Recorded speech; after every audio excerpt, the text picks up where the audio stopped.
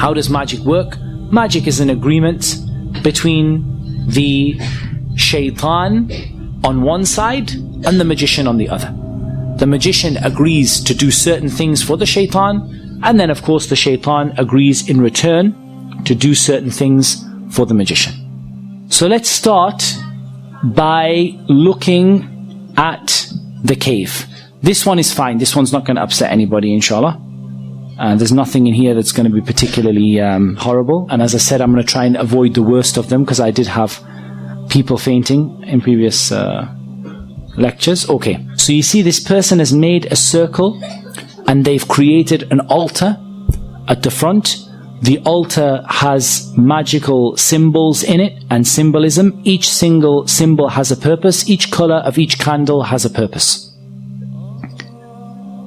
You can see in there is a little shrine at the front with a triangle. And the use of the circle and the triangle is going to come later on. You'll see that very clearly. Each of those candles has a purpose and a reason. And what this person would be commanded to do would be to sit inside of the circle for a prolonged period of time in a cave. And this is just showing you the cave in which the person would be sitting. They're going to a place known for the possession of the jinn, known to be isolated. They're sitting inside of that cave, and then they are going to be sitting for such a prolonged period of time, lighting the candles and beginning to mention the name of the shaitan, call upon the shaitan and invite the shaitan to come to their presence.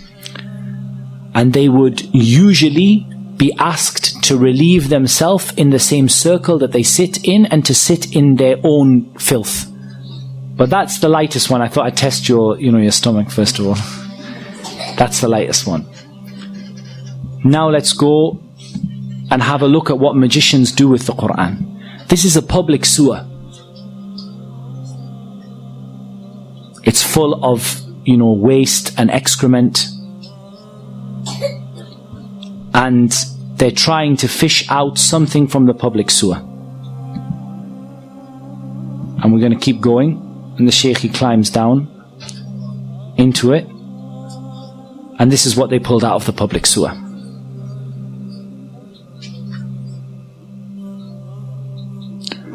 As you can see, this is a copy of the Quran that has been used in a public sewer. It's covered in human filth. It's covered in sewage.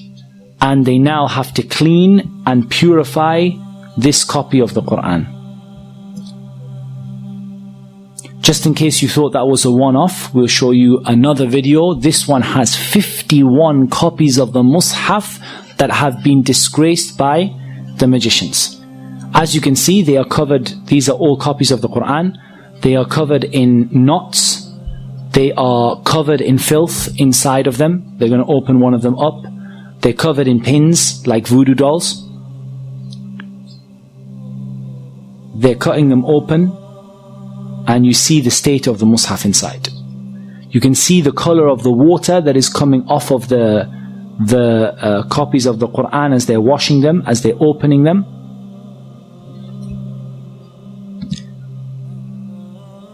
And they're washing them with rose water, and they're washing them with perfume in order to remove the excrement that was on them.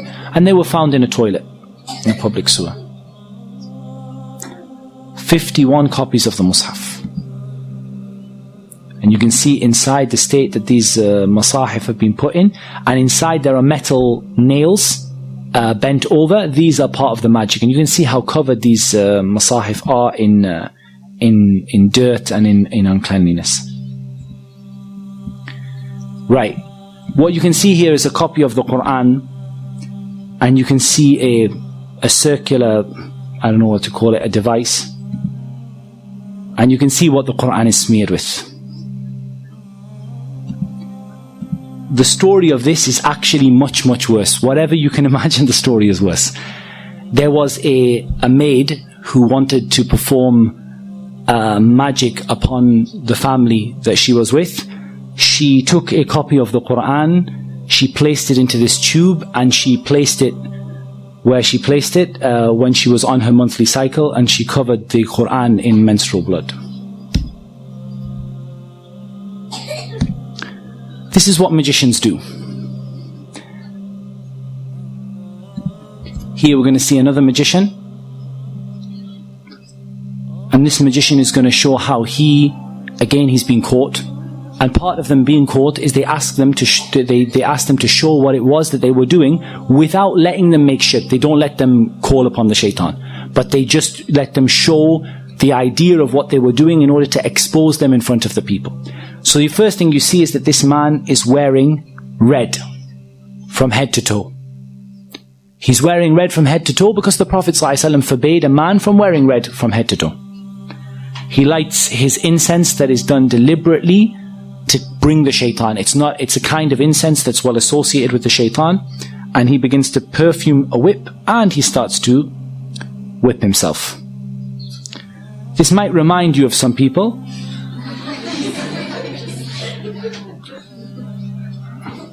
And I'll make no further comment than that.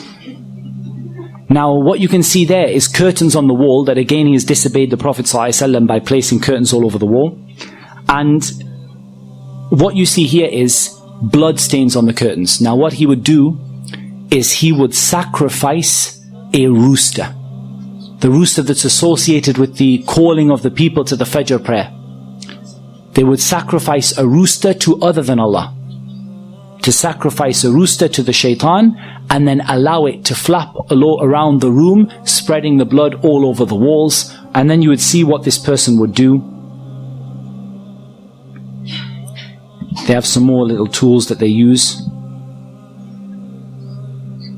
They would then lie in a position of humility and a position of lowliness, and you're going to see, and they would stay in that position calling upon the shaitan, calling upon the shaitan to appear before them, calling upon the shaitan to help them, calling upon the shaitan to aid them and to support them. And what they do is they make a contract between themselves and between the shaitan. And this contract is then placed in a number of places. And I'm going to show you some examples.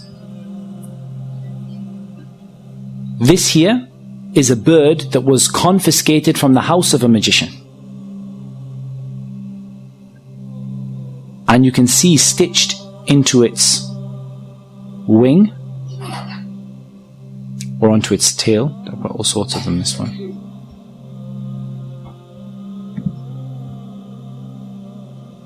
That's stitched onto its wing. You have either a written piece of paper with the magic written on it, or you have various strings and threads that have been blown, the magic has been blown over them. I think the other one is a little clearer, so I'll put the other one on.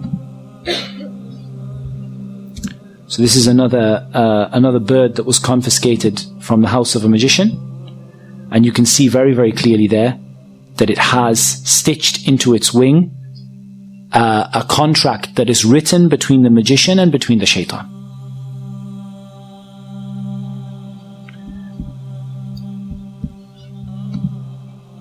You also have an example of they're burying the magic in the graves.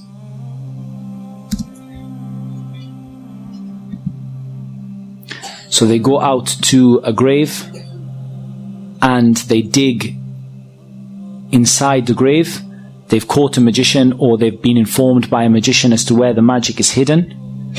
And you're going to see that they bring out from the grave, they've been told what side of the grave to look at, and they bring out usually a plastic bag, and the bag has various magical items in it. You can see there that you have the letters and the symbols that we're going to talk about tomorrow, and you're going to learn about what those symbols and letters mean. We'll show you another one that comes out of the grave.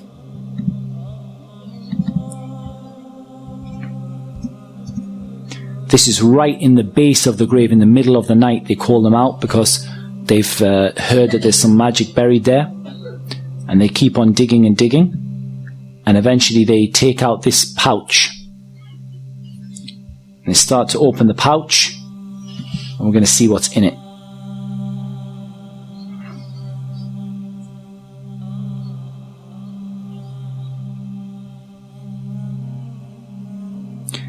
That looks like somebody's vest. Inside you have an egg which is painted or coloured red, may well be blood, and has a number of needles stuck into it. You have a tissue, a man's tissue. You have a lemon. You have the head of an animal that was sacrificed to other than Allah.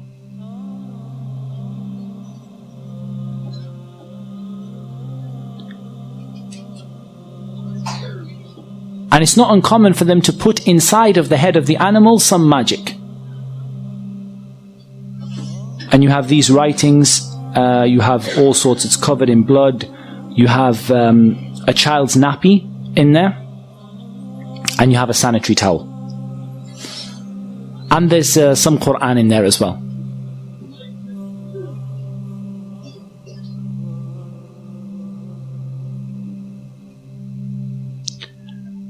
And we're going to count the number of pins. You can see in there that there are 7 pins. Okay, let's try and analyze a little bit of what we've seen. Each individual item that was put in there for a reason.